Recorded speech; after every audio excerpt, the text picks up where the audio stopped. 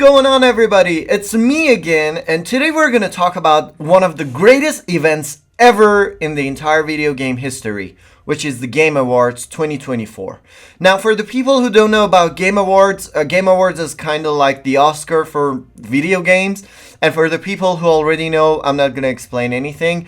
But there are a lot of surprises and there are a lot of good things and bad things about Game Awards, and today we're going to review everything that happened in 2024. So before we start, just don't forget to like this video, subscribe to my channel for more, and if you like any other reviews and everything like that, just let me know in the comments. And of course, tell me which game was your favorite, because I already have a lot of perfect video games in Game Awards. So, without further ado, I'm just going to start. First of all, I have to split it in two videos and two parts, actually. First of all, I'm going to talk about all the games that actually announced. And secondly, I'm going to talk about all the award winner games, because there were a lot. Now, 2024 was kind of a different, scenario for Game Awards, because we didn't have a lot of video games in 2024. There are a lot of, things that I want to talk about, and there are a lot of situations in 2024. Game Awards in 2024 was kind of good and bad at the same time. First of all, comparing it to the other, Game Awards, it was perfect, in my opinion, because there were a lot of perfect video games announcements and, very, very good and impressive video games. But secondly, I think the award winner games were not, they didn't deserve it, let's say.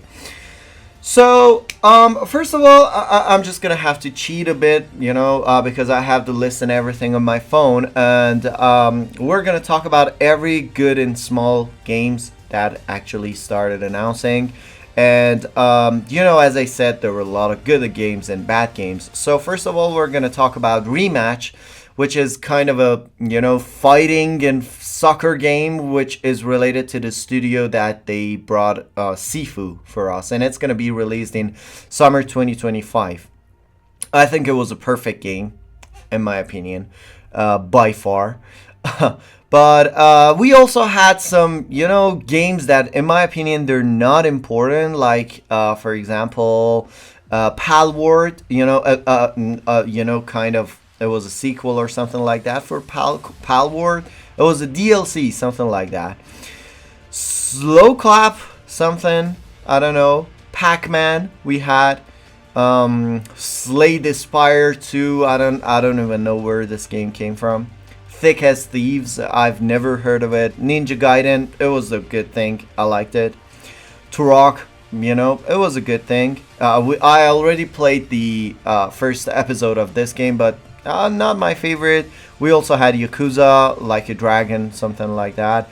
Virtua Fighters, Splitgate, These are all the games that they usually announce in Game Awards, But in my opinion, they're not very important, and I think nobody's gonna play them, but I don't know what to say, but that's one of the things I always hated about Game Awards, We don't have a lot of good games, and every year Jeff Keighley comes and he says that this year is going to be special, this year is going to be this year is going to be that, but it's not always like that, you know what I mean?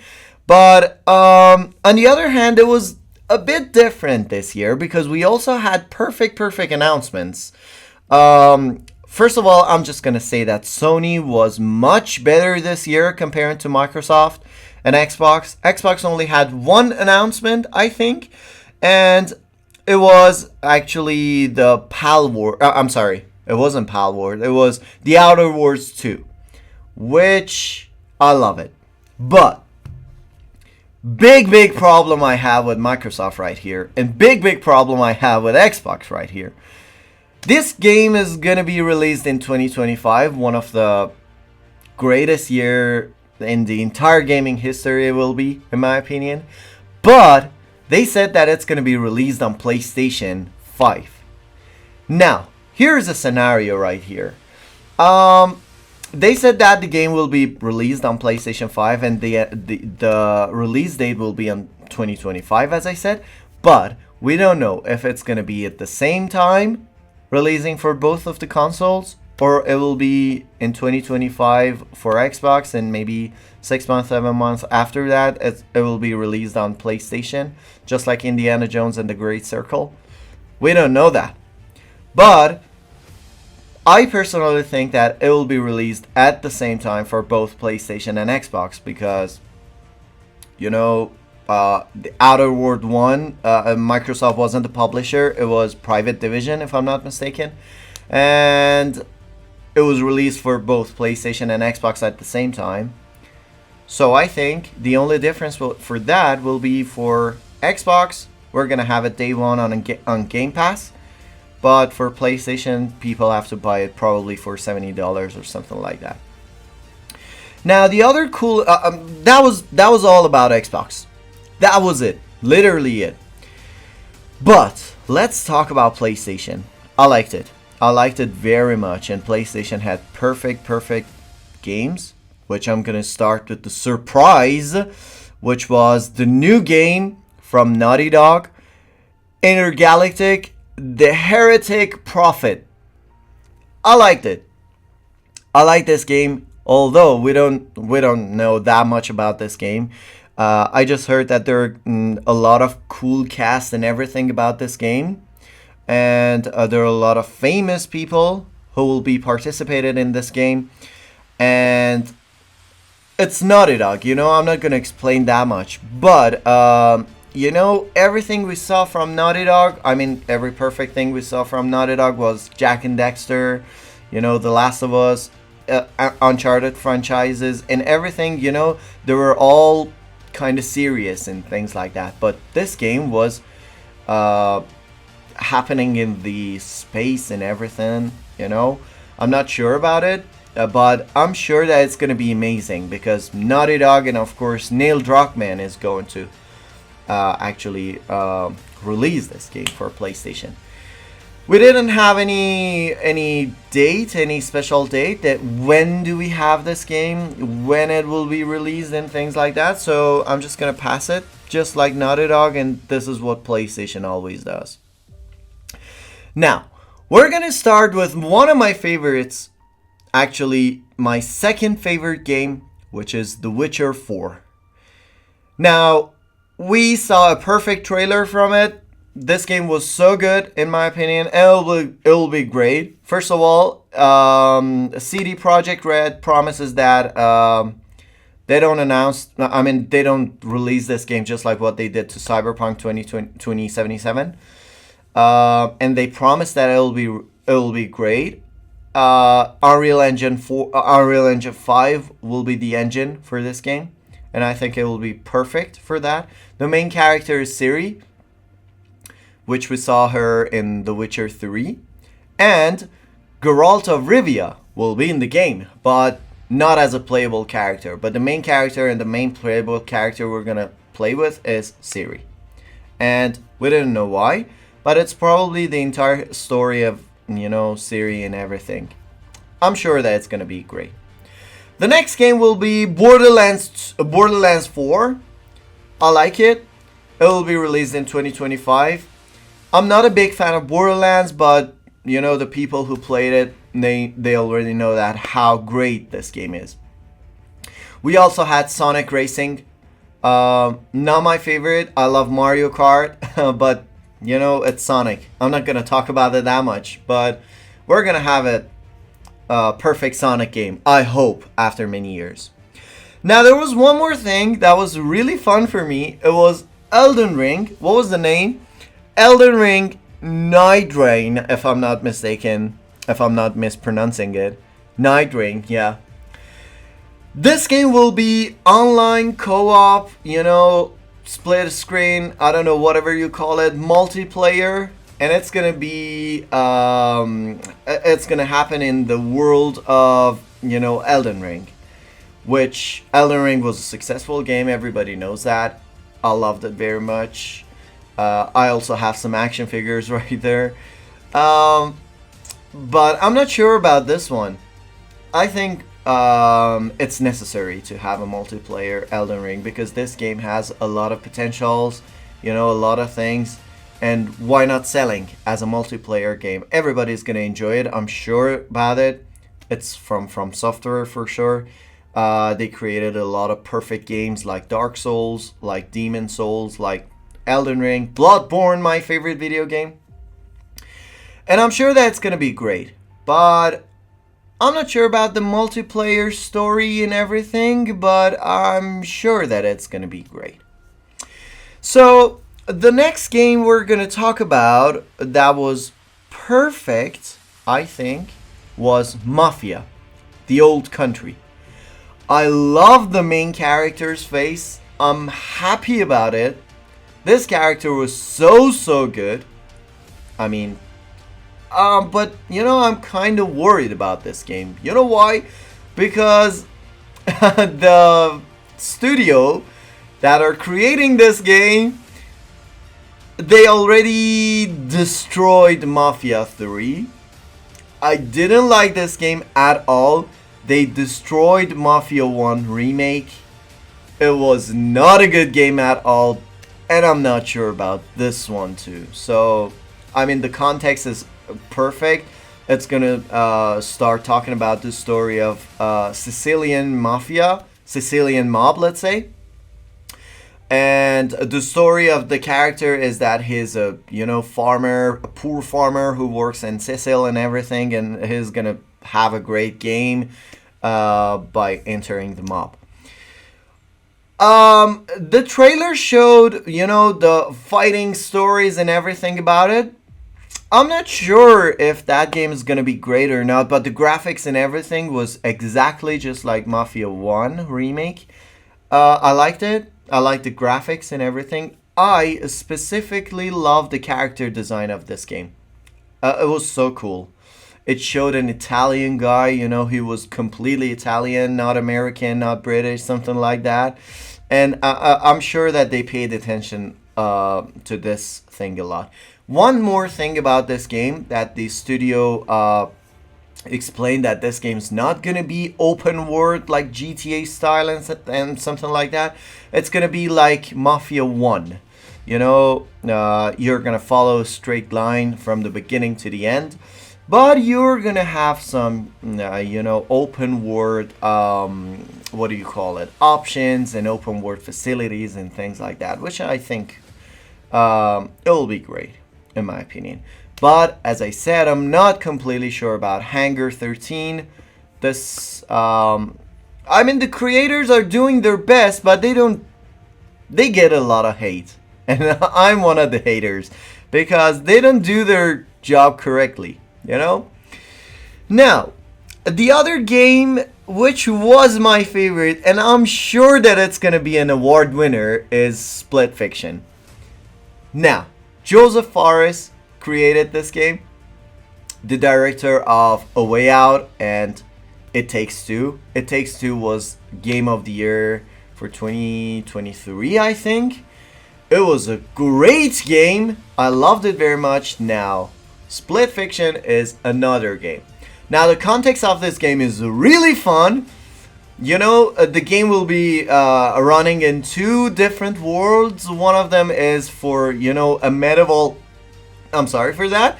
A medieval situation, a medieval world, which we're gonna have, dragons and, what do you call it? Monster hunters and things like that. And on the other hand, we're gonna have a cyberpunk, kind of world. And I'm sure that there will be some portal and things like that they will... Both of the characters and everything can, interact with each other in that way.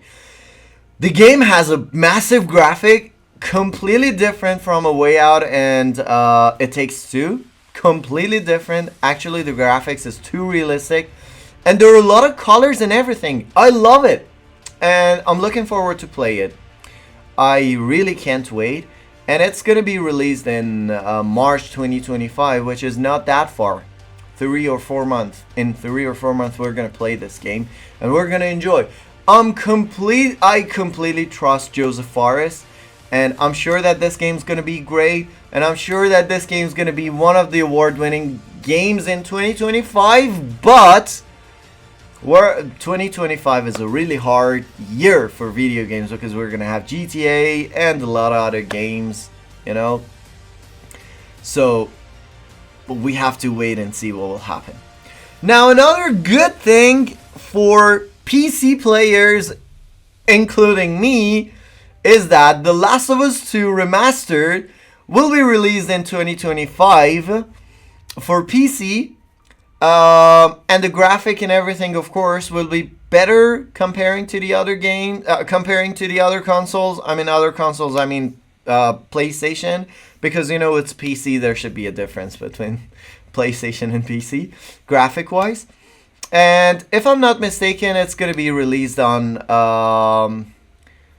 3rd or 4th of March in 2025. I'm not sure about the year. But I'm sure that it's gonna be great. I mean, it's The Last of Us, but I hope that they don't make a mess with the requirements and everything that should be on PC, just like The Last of Us 1. The Last of Us 1 was a disaster on PC. The specs was... I mean, I couldn't play it on my graphics card. I have a 4070, a RTX 4070. I couldn't even play it. It was terrible. The game kept crashing. Oh my god, it was just a disaster. I hope The Last of Us 2 wouldn't be like that. I hope so. So, we don't see any other good games. I think that was it. That was all. We don't see any other perfect games. I talked about Naughty Dog's game, Intergalactic. I talked about The Last of Us 2. I talked about The Outer Worlds 2. I talked about Split Fictions. I talk about... what else? Mafia. I talked about, like, Borderlands 4. I talked about the new Elden Ring multiplayer game. And that was it. That was all for, you know, games of the Game Awards. But let's talk about the award winners, shall we?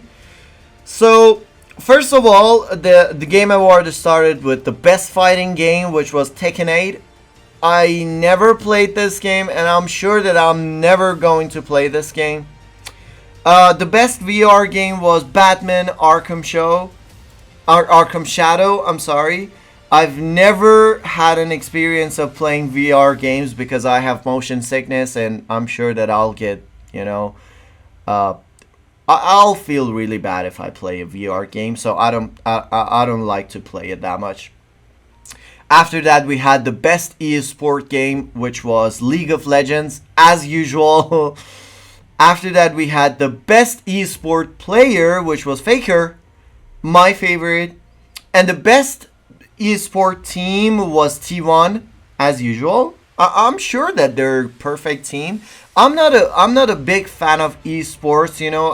In my opinion, I think you should play video games casual, for fun and everything. Even their multiplayer, even they are, you know, normal story mode and everything.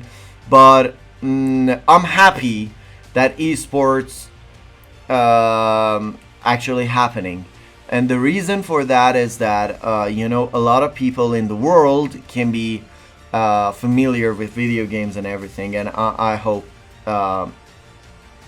it happens as usual. The best effective game, which I don't know how they chose it, was Neva. I'm not really sure what does that mean, the best effective game. You know, what do you mean, the best effective game? Do we even need that in a category or something? The best game for accessibility and disabled people was Prince of Persia, The Lost Crown. One of my favorite games in 2024. But in my opinion, this game deserved a lot of other awards, but I don't know why they didn't give it any awards, especially in the most important parts. The best family game was Astrobot, as usual. Astrobot was actually the best game in 2024. I think it won a lot of awards and prizes and everything.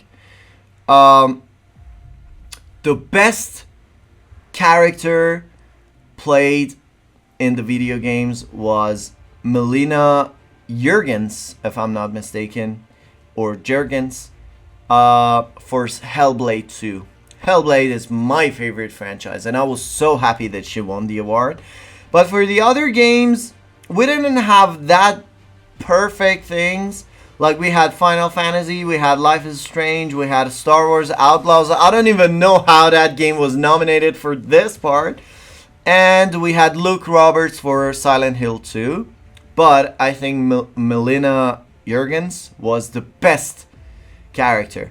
And believe it or not, she actually won the best, played a character for Hellblade 1, which I think she deserves it. And I hope they create like 10 more Hellblade games because it was great. I love this game. Best action game was Black Myth Wukong. Wukong was one of the best games in 2024, actually. And I don't know, this game didn't win any awards and things like that this year. It was just the best action game, I think. After that, we had the best, most expecting game for 2025 was GTA 6 for sure. No other game can even compete to this game for 2025. But the funny thing about it is that Sam Hoser, the creative director, wasn't even in Game Awards. He didn't even send anyone from his behalf to take the award. So they just announced the award and done. The best multiplayer game was Helldivers 2. I agree with that. It was great. The best, backup game, the best supported game from the community and everything was Baldur's Gate 3. This game was related to 2023, but it's still winning a lot of awards and everything. The best artistic director was related to Metaphor ReFantazio. I agree with it. All the Japanese games and things like that win a lot of awards every year. And I completely respect that because in my opinion, Japanese are the best video games creators ever. Although their games are not my favorite, but I think everything that we have right now in the video game and everything, it's because of the Japanese. After that, we had the best directing for the game, which was Astrobot. The other games were Balatro, Black Myth Wukong, Elden Ring, Shadow of the Erdtree, Final Fantasy VII, and Metaphor ReFantazio. Don't know what to say. You let me know in the comments. Do you agree with it or do you disagree? The best game from a third-party studio was Balatro. I have never heard of this game. The best action adventure game was Astrobot. Again, the best RPG game was Metaphor ReFantazio. The best simulation game or strategy game was Frostpunk 2. I love this game, although I can tell you that this game is nothing comparing to the first part of this game. The Frostpunk 1 was a masterpiece. Frostpunk 2, I didn't understand it. But I think they gave this award to this game because there was no, other, good competitor for that. The other games was Age of Mythology Retold. It was a remake, something like that.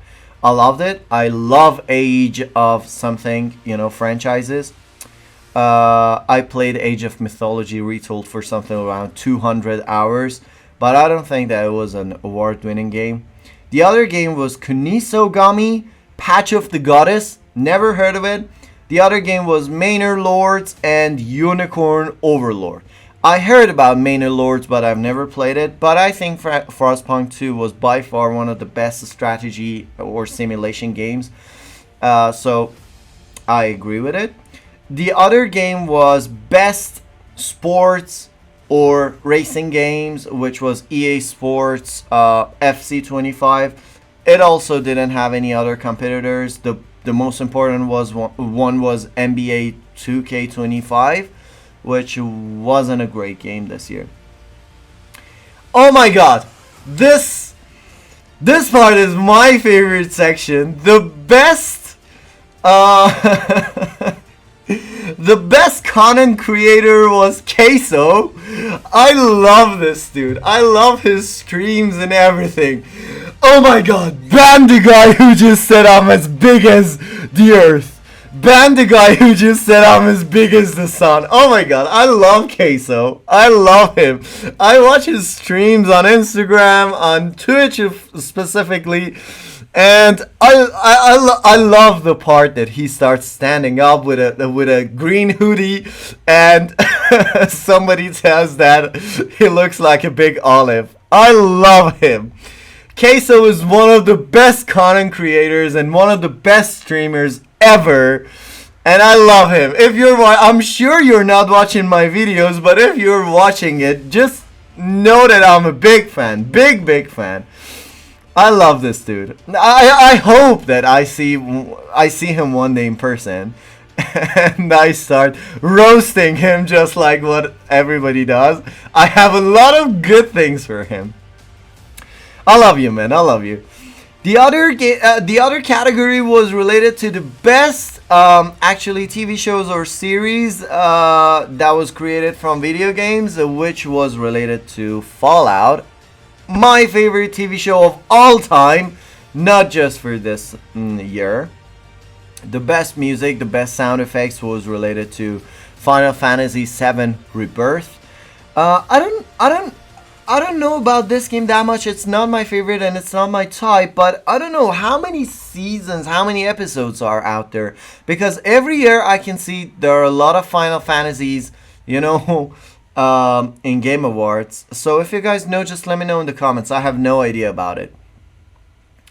The best indie game was Balatro. I have to play this game because it won a lot of awards and everything this year. The best mobile game was Balatro again. The best sound effecting and sound engineering was related to Hellblade Senua's Saga. I agree. I mean, if you've never played this game, just try it with headphones. You're gonna be crazy, dude. This game is awesome. I actually expected this game to be the game of the year, but we had other better games. The best storytelling was related to Metaphor ReFantazio again. And we're gonna talk about the best game of the year. And the nominees were Astrobot, Balatro, Black Myth Wukong, Elden Ring Shadow of the Erdtree, and Final Fantasy VII Rebirth, and Metaphor ReFantazio. And the best game of the year is Astrobot. And actually, believe it or not, I expected more nominees, such as Hellblade, such as Frostpunk 2, but I completely agree with Astrobot. Astrobot was a great game, my type, my favorite game. But actually, I expected Black Myth Wukong to be the best game of the year. The reason is that it had a lot of players. There are a lot of people who are still playing with it. And, I mean, the graphics and everything was amazing. And everybody liked it. I don't know what exactly happened right there.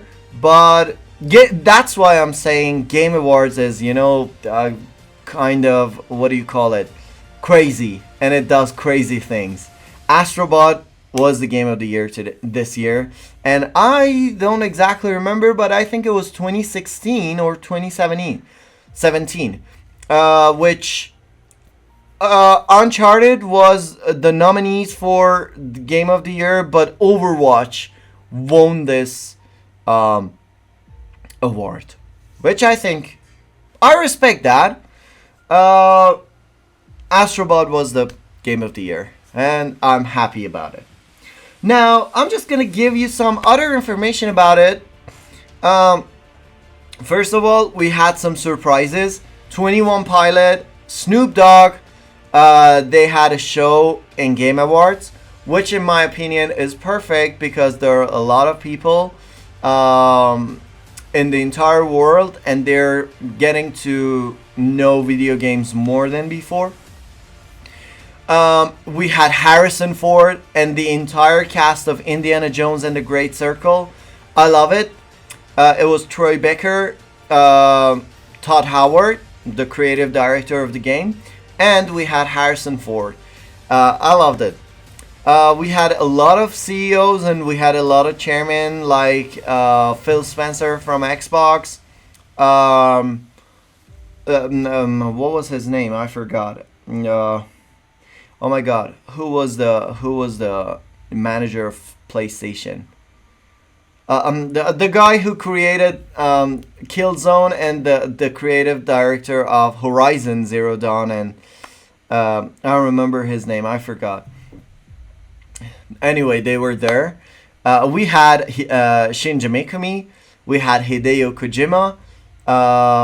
I can't wait to play Death Stranding 2. But we didn't have any shows from Hideo Kojima. We had Aaron Paul. He was there. And there are a lot of other people that I don't remember. I'm sorry for that, but I don't exactly remember that much.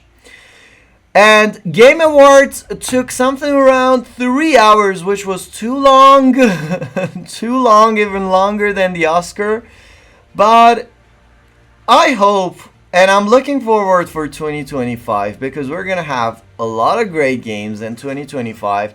And I hope 2025 will be the best video games year for all of us. Because, you know, the moment everybody plays, we're going to win.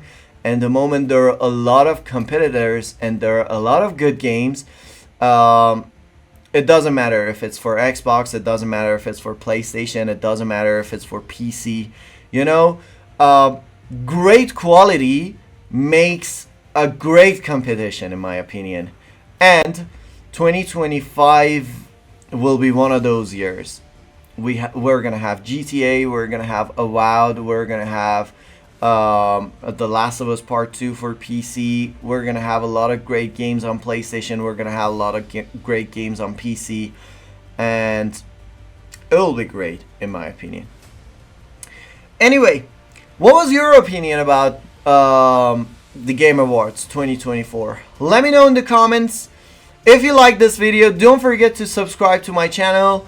Leave a like. And let me know your opinions and everything about this video because it's very important to me. And I hope we're going to see a better gaming year this year, 2025. Merry Christmas, everybody. Happy Christmas Eve. And whatever you say, we're going to have a great and special live video for Christmas this year. I haven't had enough time to decorate my room yet. But you will see my decoration for Christmas this year, so don't you worry about that. Love you all, peace, and I'll see you soon for the next video.